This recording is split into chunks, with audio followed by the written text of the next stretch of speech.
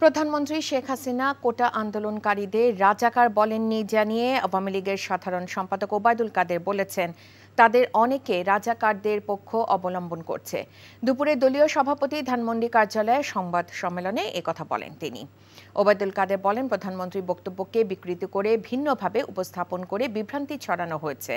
আন্দোলনকারীরা ভুল বুঝে নিজেদের রাজাকার ভাবছেন বলেও মন্তব্য করেন তিনি। এখন জন্ম সনদ দিয়ে খোলো বিকাশ স্টুডেন্ট অ্যাকাউন্ট, নিজের বিকাশ নিজে কর। এছাড়া বিএনপি কোটা আন্দোলনের মতো একটি অরাজনৈতিক ইস্যুকে রাজনৈতিক আন্দোলনে রূপ দেয়া চক্রান্ত করছে বলেও অভিযোগ করেন আওয়ামী লীগ সাধারণ সম্পাদক। এই আন্দোলনে বিএনপি, জামাত এবং সমমনা দলগুলোর মদত আছে বলেও অভিযোগ করেন তিনি। তাদেরকে তো কেউ রাজাকার বলে, প্রধানমন্ত্রী তো কোটা আন্দোলনের কাউকে উদ্দেশ্য করে রাজাকার শব্দটি ব্যবহার করে। তাহলে এটা কেন হলো? এই আন্দোলনকারীদের একটা অংশ রাজাকারের পক্ষ অবলম্বন করছে, এটা দিবালোকের মতো পরিষ্কার।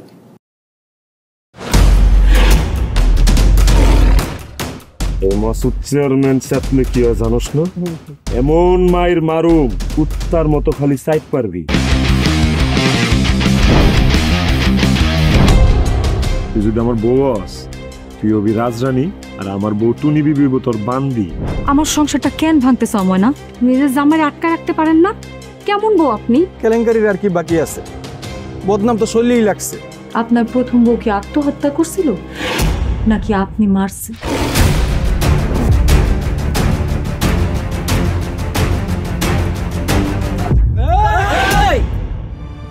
ময়না তো পালাইতে চায় না। ওরে পালাইতে হইবই। ময়না রে, তুই আমারে মাফ করে দিস। আমারে খাওয়ানোর মধ্যে বিষ মাখায় মেরা ফলাইতে চাচ্ছে। মাইরা একেবারে আম গাছের লগে ঝুলাই দিবেন, যেমনি আপনার বড় বড় মাইরা ঝুলাইছিলেন।